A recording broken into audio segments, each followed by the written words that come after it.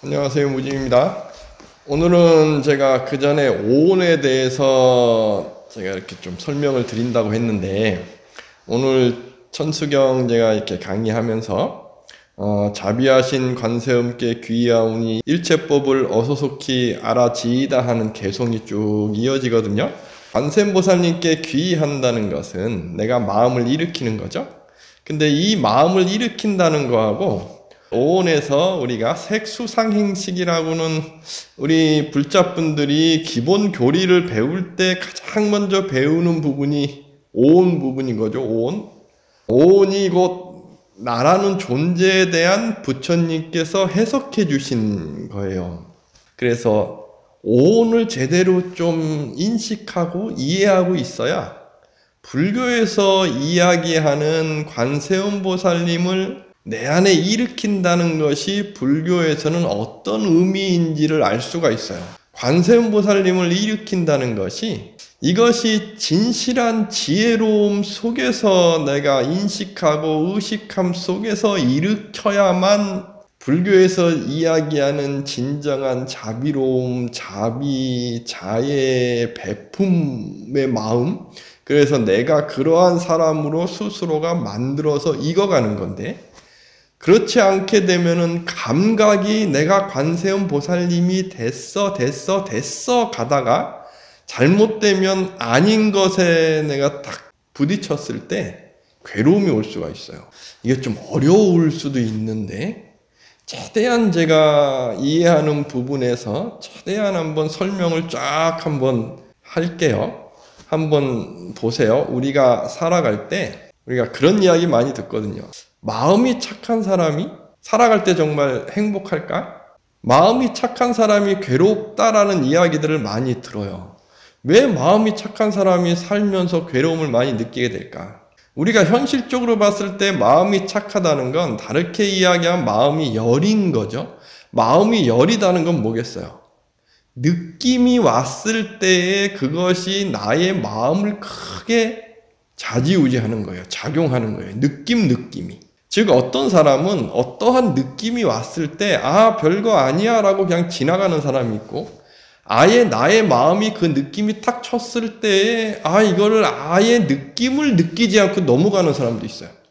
근데 착하다고 우리가 이야기하는 분들이 예민한 어떤 감각을 지니고 있을 경우에, 그래서 여린 마음에 모든 것을 다 양보하는 마음을 갖고 있는 사람의 착함이라고 한다면, 사람과의 관계에서 느낌이 왔을 때에 나에게 안 좋은 느낌으로 다가와서 내가 힘든 경우가 많을 수가 있는 거예요.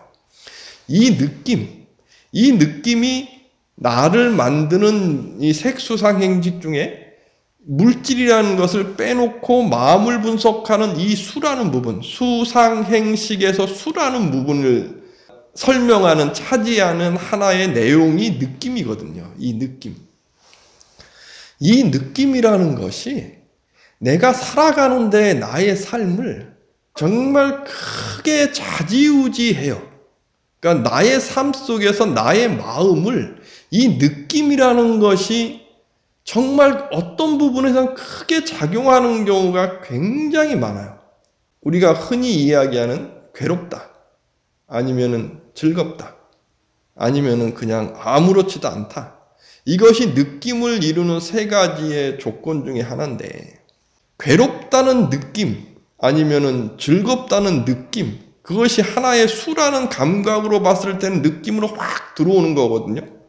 그런데 어떤 사람들은 이 느낌으로 확 들어왔을 때 이것이 상이라는 부분으로 해서 내가 그 느낌이 확 왔을 때에 그러면은 이게 이제 인식되는 것인데, 느낌이 인식되는 게 아주 강하게 인식되는 사람이 있고, 느낌을 인식하는데 별거 아니야 라고 그냥 탁탁 치고 가는 사람이 있고, 사람마다 기질에 따라 다를 수가 있어요. 기질에 따라서. 근데 살아갈 때 우리가 예를 들어서 내가 어디 모르는 사람을 만난다. 근데 이 수라는 감각이 예민해서 느낌이 예민한 사람이 있다 그러면 그 모르는 사람 앞에 나설 때 잘 못 나서는 사람이 있어요. 그 느낌이 괴로움으로 다가오니까. 상으로서 느낌이 들어올 때 느낌이 딱 됐는데 그 상이 안 좋은 감정의 상으로 딱 맺힐 때, 그래서 이것이 어떠한 그 느낌이 표상이라 그래서 그것이 쫙 올라와 가지고 나에게 어떠한 인식이라는 것은 이 느낌이 괴로워해서 나에게 딱 다가오는 것인데, 상으로서 그러한 것이 강하게, 그래서 느낌이 예민하게 오시는 분들, 그 수라는 감각이 굉장히 발달되신 분들은 어느 한 모임이나 사람들을 만날 때 그 만남이 힘들어질 수가 있어요. 이게. 그래서 느낌이라는 이 부분이 나의 삶 속에서 살아가는데, 어떠한 사람과 살아갈 때 정말 크게 작용을 하는 부분이에요. 현대인이 우울증이나 아니면 공황장애에 걸린다, 이것을 제가 예전에 공포감이라는 한 부분 갖고 설명을 드렸어요. 다시 말씀을 드린다고 하면, 우리가 진화하면서 우리는 이 느낌이란 수라는 이 느낌이 굉장히 발달돼야 됐어요. 진화할 때. 즉 약한 존재일 때는 느낌이 굉장히 예민해야만 어떠한 위험한 상황이 있을 때에 빨리 도망칠 수가 있거든요. 그러니까 느낌이라는 것은 굉장히 우리의 삶과 진화 속에서 내가 살아가는 데 역할을 크게 하는 부분이에요. 그래서 뇌에서 가장 핵심적으로 나를 보호하고 내가 생명을 유지하는 데 크게 작용하는 감각적인 욕망의 부분에서 핵심적인 부분이 이 수라는 부분, 느낌의 부분이에요. 공포라는 부분. 공포가 있어야만 도망가거든요. 공포감이 없다, 사람이 공포감이 없다 그러면 이거는 살아가는데 죽을 확률이 많아요. 피하질 않거든요. 우리가 전쟁을 겪었던 병사들의 병 중에 하나가 공포감이 사라지는 상태가 되는 건데, 이것이 전쟁 기간에는 공포감이 없으니까 막 잘 싸울 수는 있으나 전쟁이 끝난 평화로운 시기가 왔으면 이 사람이 적응을 못하고 굉장히 정신적으로 피폐해져요. 왜 그러냐면 이 사람은 공포감을 느끼지 못하니까 사람들하고 감정 교류를 할 수가 없어요. 느낌이라는 부분에서 어느 한 부분이 바보가 되게 되는 거죠. 이상하게 되는 거예요. 그래서 공포라는 부분이 우리가 살아가는 데에 굉장히 나를 존재하게 하는 큰 힘을 작용을 하는데, 또 한편으로는 우리는 그러한 아주 작은 힘없는 존재에서 진화해 오면서 지금의 우리의 상태가 된 거거든요. 그러니까 뇌라는 것이 저 안에 있는 편도체의 공포감을 느끼는 요 부분에서 이것을 새롭게 변형시키는 마음이 발전돼 가는 거예요. 즉 수가 상이 되고 행이 되고 식이 되는 이 식이라는 의식이라는, 그래서 우리가 이야기하는 미래도 그림을 그리고 나의 삶 속에서 내가 행복하기 위해서 노력도 하고 하는 이러한 의식이라는 부분까지 우리의 마음의 시스템은 발전돼 간 거거든요.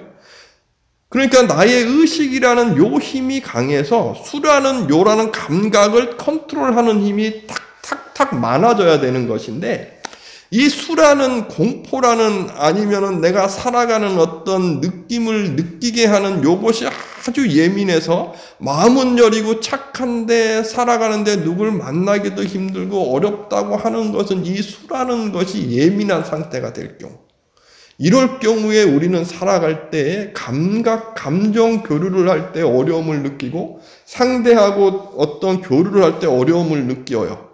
그래서 흔히 그런 말 많이 하잖아요. 걱정을 정말 많이 하는데 그 걱정을 하는 100가지 중에 한 가지도 내가 걱정해서 어디에 가서 이게 어떠지 저렇지 하는데 그런 걱정하는 것처럼 그런 상황이 다가오는 경우가 거의 없다 할 정도로 우리는 예민하게 미래에 대한 걱정을 하는 것이 우리 진화하면서 살아가는데 우리가 하나의 큰 역할을 해왔던 진화의 하나의 모습이기 때문에 수라는 느낌이라는 것이 나에게 가장 마음이 먼저 무언가가 대상으로서 다가올 때 먼저 탁 깨어나는 거죠. 깨어나는 거예요. 그래서 이 느낌 없이 우리는 마음이라는 시스템이 움직이지 않아요. 그래서 이 느낌이라는 게 정말 중요한데 또 한편으로는 이 느낌에 사로잡히게 되면 우리가 지나면서 의식이 발전되어 오면서 내가 나의 삶을 만들어가고 주인공이 되는데 장애 요소가 되는 거죠. 이 느낌. 이 느낌이 장애 요소가 돼서 공포감이 더 커지고 내가 살아가는 의식 속에서 의식이 약해지고 이 느낌이 강해지게 되면 사람이 삶 속에서 내가 살아가는데 어려움을 느끼게 되고 그러면 뇌에서도 장애가 오겠죠? 그러면 우리가 흔히 이야기하는 뇌의 장애, 우울증이 생기고 공포감이 더 커지면 공황장애가 되고 그래서 내가 의식으로 나의 이 아주 저 안에 있던 감각적인 저 안에 있던 가장 진화할 때 초기에 만들어졌던 요 부분에서 의식이라는 교류가 되는 이런 해만한 부분에서도 이상이 오고 컨트롤이 안 되고 그런 상태가 되면 갑자기 내가 막 그 공포감을 느끼고 말도 할 수 없는 어떤 그런 아픔도 느끼게 된 상태가 오는 것. 이것이 호르몬의 작용에 의해서 사람이라는 것은 호르몬의 작용도 있고 나이가 들면 여려지기도 하고 이것이 여러 가지의 어떤 변화나 감정의 흐름이나 몸의 흐름 속에서 다가올 수가 있는 거죠. 우리는 50살이 넘어가고 이제 60, 70, 80, 90이 살아가기 때문에 아무리 강한 마음이 있던 사람들도 몸이 약해지게 되면 마음이 여려져요. 그래서 이러한 수라는 요 부분에 대한 컨트롤을 할 수 있는 이 부분, 수가 표상으로 쫙 나타나서 상으로 맺혀지는 것이 아주 예민해지게 되면 행과 식에서 식이라는 부분이 컨트롤할 수 없는 상황이 되는 상태. 이러한 상태가 우리가 살아가면서 많이 느껴지게 돼요. 수명이 길어지니까 옛날에는 40대, 50대에 우리가 열반할 수 있는 가능성이 많았는데 지금은 이미 90을 넘어가고 살기 때문에. 그래서 우리가 마음이라는 것이 정말 중요한 거예요. 그런데 여기서 중요한 게 있어요. 뭐가 있냐 하면 지금까지 제가 이야기한 것이 이해가 안 되면 다시 한번 동영상을 계속 한번 들어보세요. 그래서 이 느낌이 무엇인지에 대해서 좀 이해가 되셔야 지금 제가 이야기하려고 하는 것이 제가 뭘 이야기하려고 하는지를 알 수가 있고 그동안 제가 동영상에서 계속 이야기했던 것 참나, 진나 그거 보고 깨달았다고 하는 것이 나의 삶 속에서 나에게 도움이 하나도 안 되는 그냥 헛개비입니다라고 제가 강조했던 이유가 지금부터 제가 이야기하는 요 부분에 있어요. 정말 중요한 부분이에요. 초월, 명상을 했는데 초월을 느끼고 그것이 무슨 깨달음이고 하는 이 이야기하는 것이 얼마나 우리가 살아가는데 나를 위험하게 만드는 것이고 제가 그래서 이 부분을 계속 반대를 하고 그리고 제가 부처님께서 말씀하신 마음 챙김, 사띠라 그러죠. 그리고 사마타, 삼매, 윗바사나 이러한 수행체계의 부처님께서 말씀하신 이 부분이 얼마나 위대한 명상의 마음을 단단하게 하는 것인지에 대해서 강조를 제가 계속 했던 이유도 바로 여기에 있어요. 바로 이 수라는 느낌과 상이라는 이 부분을 부처님께서는 여실히 아셔서 부처님이 수행하는 이 명상에선 초월이라는 참나라는 헛개비를 보는 것에 대해서 딱 끊어놓는 거예요. 왜? 헛개비라는 게 뭐겠어요? 수라는 표상을 키우는 거예요. 수와 상의 표상을. 그래서 이건 이런 거야 라고 감각을 느끼게 하는 것이지 의식이 해석하는 게 아니에요. 의식이 바라보게 하는 게 아니라고요. 즉 우리가 명상을 할 때 처음에 명상의 무조건 첫 시작은요. 삼매도 아니고 지혜도 아니에요. 집중이에요. 집중. 집중은 무엇이 할 수 있을까요? 집중은 의식이 하는 거예요. 색 빼고 수상행식 중에 수상행식의 식이라는 부분을 아주 강하게 탁 틀어잡는 거예요. 이것이 틀어잡아져야 내가 의식하면서 나의 삶을 내가 끄집어내서 행복한 것은 이거야. 나의 행복은 이거야. 그래서 자비하신 관세음보살님께 귀에서 일체법을 어서섭게 알아지이다는 의식 속에 있어야지. 이것이 의식 속에 있지 않고 수상이라는 감각 표상식에 있게 되게 되면 우리는 이 두 개의 갈래를 못 느낄 수 있어가지고 이 수라는 감각식을 키우는 착각을 만들 수가 있어요. 그래서 제가 이 부분에 대해서 제 영상의 댓글들 보시면, 댓글 한번 쫙 보시면, 제가 참나봤다고 하시는 분 댓글에 제가 계속 답을 할 때 제가 한번 제 걸 한번 보시면 알아요. 답을 할 때 제가 그 이야기 해요. 당신이 정말 염치가 있느냐? 참나에 대해서 이야기하는데 당신이 이야기하는 것을 바라보는 시야가 있느냐? 당신이 정말 부처님께서 말씀하신 이야기가 무엇인지 본 눈이 있느냐? 그리고 하나하나 말에 대해서 분석할 수 있는 능력이 있는지 부처님 말씀을 받느냐? 즉 논리와 합리와 분석, 부처님께서는 모든 법을 다 해체해서 말씀하시거든요. 해체함, 이것은요 수상이라는 느낌에 있지 않아요. 느낌이라는 것은 표상을 만들어 오는 거기 때문에 내가 느낌이라는 요 부분으로서 무언가를 딱 봐서 느낌으로 꽉 갖고 오는 이걸 강조하게 되는 거예요. 그래서 명상을, 초월 명상을 이야기하는 사람들의 모든 것은 다 분석하고 해체하고 합리라는 요 의식 부분은 다 사라져 있고요. 내가 그걸 느끼는 것에 있는 거예요. 그냥 느낌에. 그래서 제가 느낌에 대해서 이야기했잖아요. 이 사람들이 이야기하는 것이 착각이다라고 하는 것이 현대 뇌과학에서 공간이라는 부분, 시간이라는 부분을 우리는 인식해요. 요 부분이 마비가 오게 되면 시간과 공간이라는 부분이 마비가 오기 때문에 우리 뇌의 가소성에서는 이 부분을 다른 부분이 차지해요. 그래서 이 부분이 차지할 때 시간과 공간을 우리가 느끼지 못한다고 한번 생각을 해보세요. 한번 의식이 그려보세요. 그럼 어떨 것 같으세요? 시공이 사라지면요, 우리가 보는 이 현상계가 무너져요. 깨져요. 현상계가 깨지게 되면 이 감각이라는 부분이 그냥 초월감을 확 느끼게 되면서 내가 그냥 이 우주를 보는 것 같은, 그래서 모든 감각을 다 느끼는 것 같은, 그러면서 무언가의 그런 환희심도 느껴지고 무언가 공포심도 느껴지고, 근데 내가 기분이 좋으니까 환심만 느껴지겠죠? 그 상태를 깨달음이야라고 착각하게 되는 거예요. 그래서 이 깨달음 강조하고 참나 강조하는 이 사람들이 이야기하잖아요. 유튜브에 보면 다 이야기하잖아요. 일주일 만에 깨닫게 해주겠다, 한순간에 깨닫게 해주겠다. 이게 바로 이런 거예요. 제가 누누이 말씀드리듯이 우리가 이런 골방에 앉아가지고 흰색에 점 하나 딱 찍고 정말 집중해서 그것만 바라봐 보세요. 뇌가 마비 와요. 그런데 또 우리가 산에 한 700m 고지 정도에 앉아 그래 보세요. 산소도 부족하면, 그러면 뇌에 산소가 부족하니까 이런 그림을 그리는 부분이 더 작용이 확 돼요. 의식이 약해지고. 산소가 부족하면 의식이 약해져요. 이거 당연한 거예요. 진화에서 당연한 거예요. 왜? 뇌가 살아가려고 하니까 뇌에서 무엇이 커지겠어요?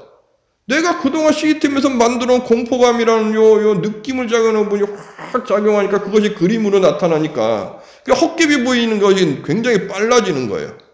그리고 한 700m 고지에 그냥 흰색으로 내 방을 그냥 조그맣게 만들어서 다 칠해놓고 점 하나 찍어놓고 쳐다보세요. 금방 그 사람들이 이야기하는 깨달음 금방 얻어요. 그걸 깨달은 건지 모르겠으나 금방 내 초월감 느끼고 다 느끼게 되는 거예요. 부처님 수행은 이 이야기 없어요.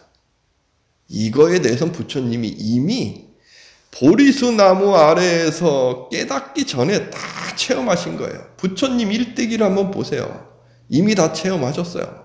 부처님께서 보리수 나무에 앉아서 중도를 이야기하시면서 연기와 사성제와 활종도를 이야기 쫙 하시기 전의 모습은요, 이 참나 이야기하던 이 모든 경험 다 하신 거예요.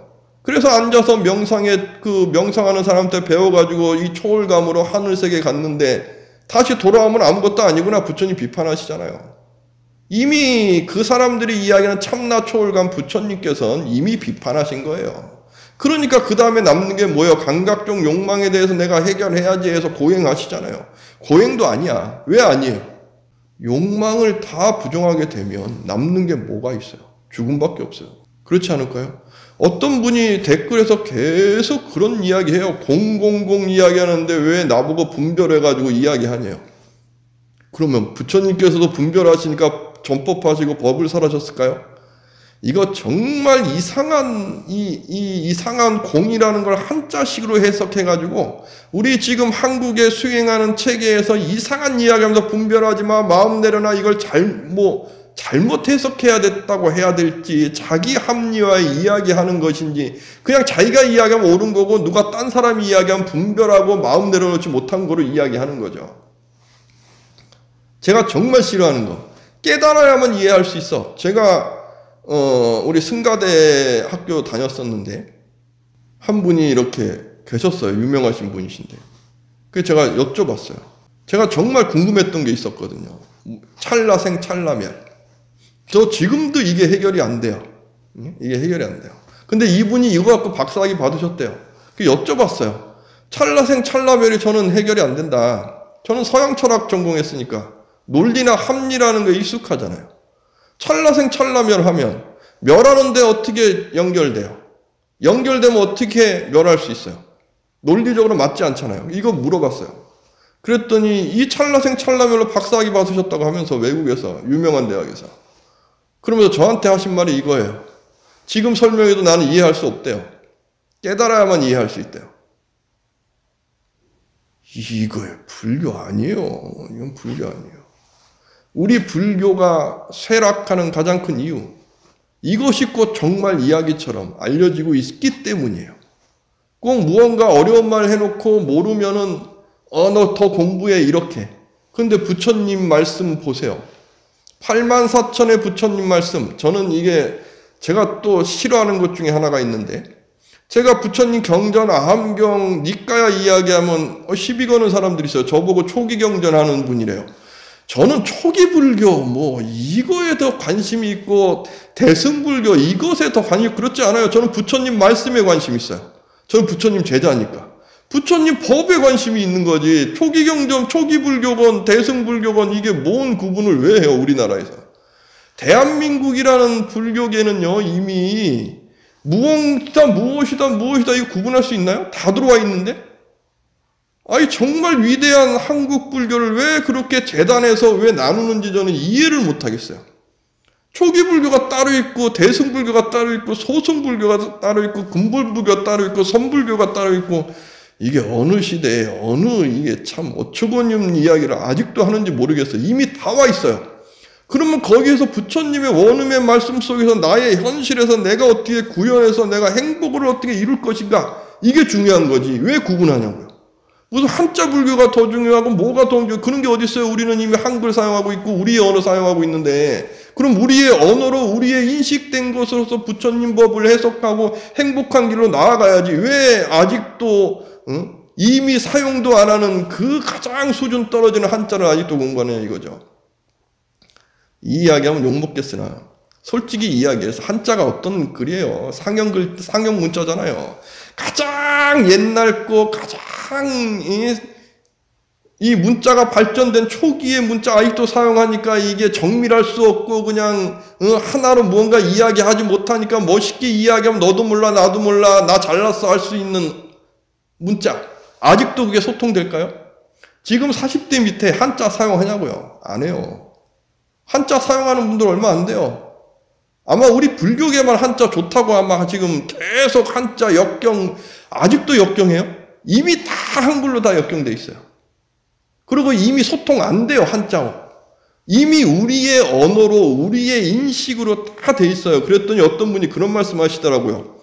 우리의 한글 중에 한자어로 된 한글이 많이 있는데 그럼 그것까지 다 버릴 것이냐? 그걸 왜 버려요? 이미 우리의 인식에 한자어가 한글화 돼 있는 거예요. 그건 우리 거로 하고, 우리의 인식 속에서 한자어 돼서 이거는 우리가 사용 안 하는 그냥 그런 한자들이 있으면 이건 버리고, 우리의 언어가 있으면 우리 거 갖고 우리의 인식으로 우리 불교계를 바라보자. 이것이 왜 이상하고 이것이 왜 아직도 이해가 안 되는지를 모르겠어요. 우리 거. 그러니까 우리가 부처님 말씀은요, 부처님 말씀이에요. 우리가 부처님 제자인데 왜 초기 불교가 있고 대승불교가 있고 중국 불교가 있고 무슨 불교가 있고 왜 구분을 하냐고요. 지금 우리 대한민국에서 지금 현대 깝깝하지 않아요? 이게 정말 깝깝한 거 아니냐고요. 그러니까 아직도 오온을 이 참나 갖고 불교라고 이야기하는 사람들이 오온을 나보고 제대로 이해 못한대요. 부처님 말씀을 잘못 이해하고 있대요. 내가 부처님 말씀 경전 좀 보세요. 이분들은 이 아함경이 뭐 이상한 뭐 해서 본인들은 아함경 뭐 초기 경전 이야기하면 초기 불교에 뭐 매몰된 사람 이렇게 이야기하는 이런 불교를 이야기하는 분들이 계신 거예요. 근데 이분들이 당당하게 어쩔 땐 저는 놀래요. 불교를 이야기하는 어떤 그런 시스템의 어떤 고세도도 이야기를 하더라고요. 왜 이런 이야기가 될까? 왜? 오온이라는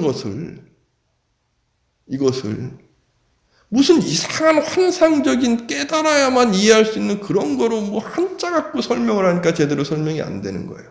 오온이 그런 게 아니에요. 수상이라는 것이 느낌이 와서 그것이 표상화되면 수상이 되는 거예요. 상이라는 게 뭐겠어요? 느낌이 와갖고 좋고 싫어가 어떠한 표상으로 나에게 인식되고 있을 때 그게 상이에요.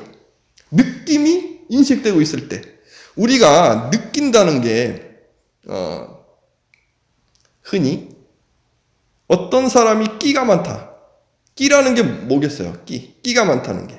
예능적으로 끼가 많다는 건 어떠한 상황에 대처를 잘한다는 거잖아요. 이거 인식하고 생각해서 대처할까? 그렇지 않아요. 순간순간 느낌이 확 와가지고 그것이 상으로서 표상이 딱 되면 그러면 이것이 어느 모습으로 이 사람들이 그게 빨리빨리 판단이 돼서 판단도 아니에요. 그냥 빨리빨리 그 느낌의 표상이 작용하는 사람들이 있어요. 이 사람들을 끼가 많다고 이야기하는데 이 예술적인 능력이 강하신 분들. 그런데 예술적인 능력이 강하신 분들이 우울증이나 공황장애가 올 확률이 많아요. 왜? 의식이 강해지지 않는 경우가 많아요. 예술적인 이러한 끼라는 부분은 수상이 강해지는 거예요. 그런데 행식에서 수상행이라는 부분 말고 식이라는 부분은 정말 이 부분이 우리가 불교에서 수행할 때 가장 중요한 부분인데 이것은 과거, 현재, 미래의 인식이라는 부분을 담당하는 것이 이 부분이에요. 즉 우리가 행복을 이야기하고 미래를 그림 그리고 나를 성숙시키고 반성하고 이건 잘못된 거야, 이건 옳은 거야 라고 하는 지혜를 키우고 모든 것을 하는 것은 수상행을 바탕으로 나오고 있는 의식이라는 요 부분이에요. 요 부분이 발전돼야 이 부분을 계속 키워나가야만 느낌이란 부분이 확 왔을 때 이것이 안 좋은 나에게 탐욕이나 아니면 괴로움이나 두려움으로 왔을 때 이 의식이 딱 잡아내는 힘을 할 수가 있어요. 그렇지 않고 수상이라는 부분, 끼, 감각, 예술성만 강조를 계속된다고 한다면 나의 현실에서 사람들과 관계 맺음에서 어려움이 왔을 때 이겨내질 못해요. 무엇이? 인식이. 그래서 예술성이 뛰어나신 분들이 감각적으로 굉장히 예민하고 그리고 조울증같이 그거 좋고 싫고가 계속 반복되고 이게 큰 이유가 바로 여기에 있는 거예요. 이게 커지는 분들은 잘못하면 흔히 이야기해서 의식이 뚝 떨어져가지고 우리가 흔히 그런 말 하잖아요. 무슨 뭐 귀신 들린다 뭐 한다. 귀신 들린다는 게 뭐겠어요? 이 수라는 느낌이라는 부분이 크게 작용을 해가지고 나의 인식이라는 요 부분이 작용 안 하게 그냥 꽉 쳐버리는 거예요. 그러면 우리의 몸의 시스템도 우리가 지나면서 이 시스템이 제대로 막 돌고 있어야 되는데 의식이 작용 안 하고 느낌만 해서 공포감, 두려움 이게 커지고 잠잘 때 잘 못 자고 예민해지고 그럼 몸이 아프겠죠. 병원 가도 증상이 나타나겠어요? 이 마음이라는 부분에서 이게 장애가 와서 이 몸이 아픈 거는 병원 가도 병원에서 증상이 안 나올 수 있어요. 왜? 몸이라는 것은 우리가 병원에 간다는 것은 우리 몸 상태에서 뭔가 이상한 걸 측정하는 건데 마음의 이상이 와갖고 몸이 이상이 와 있는 상태에서 이것이 병원 가서 측정이 되겠냐고요. 그래서 흔히 이야기하는 심병 걸렸다 뭐 했다 하는 경우에 병원에서는 확인이 안 되고 이것이 어떠한 초월감을 느껴서 무아지경에 오면서 내린 곳에서 신을 받아들이는 몸이 괜찮아져야 하는 이유도 여기 있는 거예요. 그래서 우리가 정말 중요한 것이 오온의 흐름을 이야기하신 이 오온이라는 것을 불교계에서는 정말 중요하게 바라봐야 돼요. 이 부분을 제대로 잘 이해하셔야 돼요. 부처님께서 마음 집중을 강조하신 이유가 바로 의식을 강하게 하시는 거예요. 의식이 강해져야만 의식이 수상을 바라보는 눈을 키울 수 있어요. 그러면 감각적으로 아무리 예민해도 내가 마음의 상처 없이 의식이 요 부분을 쫙 보는 눈을 키울 수가 있어요. 그래서 이 부분이 딱 해서 마음 집중이라는 것이 강화가 돼서 의식이 강화가 되잖아요. 그럼 의식이 이 수상행이라는 이 감각의 부분을 아예 딱 정지시킬 수도 있는 상태가 가는 거죠.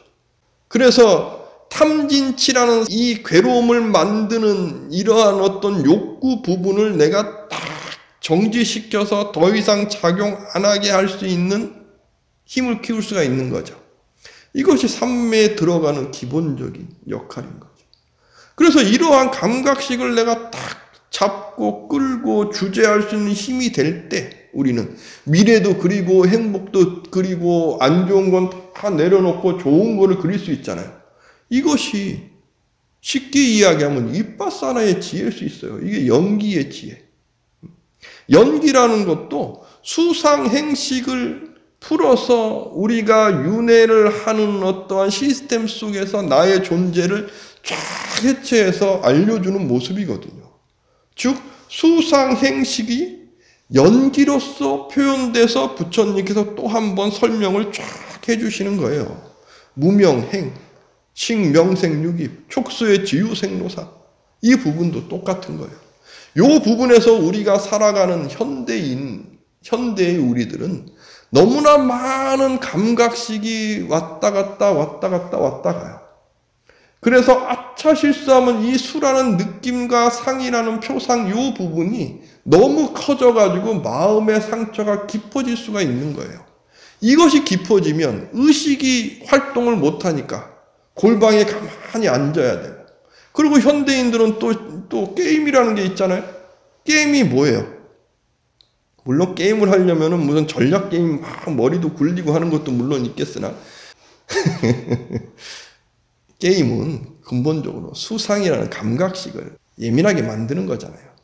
우리가 예술이라는 부분도 이 느낌이라는 부분이 강해야 예술성이 커지는 거잖아요. 그런데 예술을 하시는 분이건 무엇을 하는 분이건 명상이라는 걸 생활하게 되면 나의 의식이라는 인식이 이 수라는 부분을 쫙 바라보는 힘을 키워서 주인공이 될 수 있어요. 한순간 잘못되면 이 수라는 느낌이 표상으로 작용해서 얘가 주인공이 되면 사람과 관계에서 내가 관계가 힘들어질 수가 있어요. 그래서 우리가 살아갈 때 이 느낌이라는 마음 작용이라는 것을 부처님께서 말씀하신 이 시스템 속에서 어떻게 풀어갈 것인가, 이게 정말 중요한 것이고, 그리고 정말 초를 강조하는 명상이나 아니면은 이러한 어떤 참나를 바라보는 명상을 하시는 분들, 제가 다시 말씀 제 댓글 이렇게 보시면 알아요. 이분들이 감각이 예민해요. 굉장히 예민해요. 그래서 제가 무언가 하나 단어를 탁 던지면 바로 작용해가지고 나 비웃는 겁니까? 바로 데리고 와요. 아니 참다봐서 깨달았는데 뭐 비웃는 단어 하나 봤다고 감정이 움직여서 바로 시비 걸듯이 이야기한다. 그걸 깨달았다고 할 수 있나요? 넘어서 있어야지. 그걸 확인을 이렇게 시켜드리고 이렇게 저는 이야기해서 제가 부처님의 염치도 한번 알아보세요 이야기하는 건데 이해 못해요. 왜? 착각하거든요. 초월 명상이 내가 살아가는데 내가 어떤 힘든 게 있어서 그걸 벗어나게 하는 하나의 긍정적인 역할을 할 수 있겠으나 그것뿐이에요. 내가 내 삶 속에서 내가 주인공으로 만들어가는 역할을 하진 못해요. 내가 의식이 강하다고 하면요, 내가 행복을 향해서 나를 만들어갈 수 있어요. 이 사람은요 게을르지 않을 수 있어요. 저 게을러요. 정말 게을러요. 그런데 하고 싶은 게 있으면 노력하는 사람으로 지금은 하려고 노력할 수 있어요. 지금은 그러려고 노력 정말 하거든요. 그런데 저보다 더 뛰어나게 노력하는 사람이 봤을 때 제가 굉장히 부족한 거 저도 알아요. 그런데 저는 하려고 해요. 그리고 이걸 해나갈 때 힘들지 않고 재밌게 즐길 수 있어요. 즐길 수 있어요? 이러면 또 누군가가 뭐라고 하게 되면 제가 부끄러울 수 있으니까 즐길 수 있어요 보다 즐기려고 노력해요. 그러면 누군가 봤을 때에는 스님 왜 이렇게 일에 집착해요라는 소리를 제가 들을 수도 있을 정도로 뭔가 내가 하고 싶은 게 있을 때는 그냥 쫙 가요. 그런데 집착 안 하려고 노력해요. 왜? 괴롭지 않으려고. 내가 행복한 일을 하는데 왜 괴로워요? 그러면 최선을 다할 수가 있는 거죠. 최선을 다하는데도 내가 몸이 망가지거나 괴롭지 않은 상태에서, 그리고 수라는 요 부분에서 내가 우울증이나 아니면은 공황장애가 오지 않게 하는 작용을 하면서, 그런데 이렇게 가려면 평소에 명상 자체가 초월 명상이나 이런 게 아니고 그냥 단순하면 돼요. 어떻게? 의식을 단단하게 하는 명상. 꾸준하게 하면 돼요. 이게 자꾸 명상 하시는 분들이 이거 하면서 무언가 자꾸 어떤 현상 나타나는 그걸 경계라 그러는데, 경계에서 느껴지는 걸 자꾸 이야기하면서 이것이 명상의 단계의 어떤 올라가는 단계처럼 이야기하는데, 그렇지 않아요. 명상을 하게 되면요, 내가 수상행을 식이라는 부분이, 이건 이제 제가 오온을 갖고 설명할 게 이렇게 설명드리는 겁니다. 식이라는 부분이 가게 하면서 이걸 꽉 누르는 거니까 수상행의 이 표상들, 나타남, 어떠한 것들이 이 식에 많이 그림자로 비춰질 거 아니에요. 이걸 잘못 보면 무언가가 내가 무슨 초월감을 아니면 무언가를 보는 것 같은 착각을 하게 돼요. 제가 출가를 이렇게 해서 우리 은사스님절에 있을 때였는데, 우리 스님께서 새벽에 2시 반에 무조건 이렇게 호흡을 하라 그래서, 저는 이제 그 전부터 이제 일상화돼 있었고, 막 하는데, 어느 날 이렇게 안개가 이렇게 쫙 돼 있는데, 어떤 막 큰 거인이 문을 확 열고 나를 이렇게 딱 쳐다보더라고요. 정말 그랬을까요? 안 그랬을까요? 그때는 생생하게 현실이었어요. 그런데 그건 현실일 수 없어요. 현실이라는 것은요, 보편적으로 누군가가 다 볼 수 있고 확인할 수 있을 때 현실인 거예요. 그건 나의 개인적 체험이에요. 명상을 하다 보면요, 이것이 현실처럼 착각하게 돼요. 왜? 우리가 현실이라고 하는 것 또한 수상행의 그림이 비춰지는 거예요. 별거 아닌 거예요. 그런데 우리가 현실이라고 이야기하는 것은 수상행에 비춰지는 것이 일반 사람들과 보편적으로 다 소통할 수 있는 것, 이것이 현실이에요. 그것이 소통이 안 된다 그러면 이건 나 개인적인 체험일 뿐이에요. 환상인 거예요. 환상. 이 환상이 무슨 깨달음처럼 초월감이야 라고 이야기하면 안 돼요. 이 이야기하니까 내가 무슨 멋있어 보일까요? 멋있어질 수 있어요. 나 이렇게 수행했으니까 그런 것까지 느끼고 더한 것도 이야기하면 그런 체험, 명상하고 수행 안 한 분들이 그런 체험 못 해봤다. 못 해볼 수도 있겠죠. 그러나 대다수 분들은 체험해요. 왜? 비춰지니까. 육식에 7식, 8식이 있으면 이 육식에서 이야기하면 이 그림자에 비춰져요. 비춰지는 거예요. 별거 아니에요. 이게. 의식이 강하잖아요. 별거 아닌 거로 내려놓을 수 있어요. 근데 의식이 약하면 어떻게 되겠어요? 수상에 표상에 지겠죠. 져요. 그러면 이상한 사람 되는 거예요. 헛개비 보고 미래를 봤다 했다. 지금도 그런 분들 있잖아요. 헛개비 보면서 미래 봤다 했다. 제가 요 다음 시간에 제가 사주팔자에 대해서 제가 설명을 드릴 건데, 그렇게 만드는 거 우리의 일상생활에서 많이 느껴져요. 그런데 수상행이라는 업식이 작용하는 거예요. 업대로 살아가는 사람은 전보면 100% 맞아요. 100% 맞춰요. 내가 업대로 살아가면서 현실과 미래가 업으로 움직이고 있는데, 그 사람은 지금 과거와 현재가 그 업대로 해서 변화가 하나도 없어요. 미래대로 똑같이 살 거 아니에요. 그럼 이걸 읽는 사람은 그냥 그 사람 이야기하면 똑같이 갈 거 아니에요. 그럼 100% 맞추죠. 수상행이라는 것에 얽매여 살게 되면 거기에 살게 되고, 그러면 나의 의식이 작용 안 하니까 괴로운 모든 걸 다 느끼게 돼요. 그래서 우리가 이야기하는 부처님의 기도하는 관세음보살님의 자비로움을 일으키는 것은 의식 속에 있어야 된다. 수상이라는 느낌에 있으면 안 된다. 오온이라는 흐름체가 바로 여기 있다 하는 걸 아셔야 됩니다. 오온을 제가 설명 안 하고 이 말씀을 드려서 조금 어려울 수도 있었을까요? 오온이라는 것은 이런 겁니다. 물질과 마음의 흐름.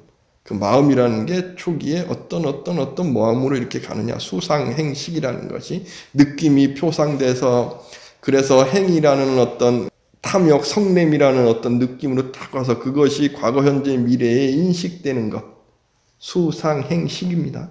이것을 제가 수상이라는 것은 어떤 것이고 의식이라는 것이 우리 불교에서 어떻게 중요한 부분이다 하는 부분을 그래서 명상이 이 부분이 강조된다 하는 걸 설명을 드렸습니다.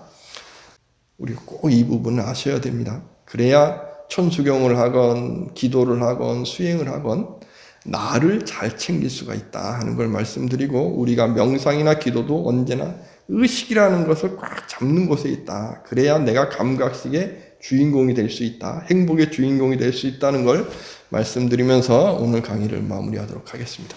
감사합니다.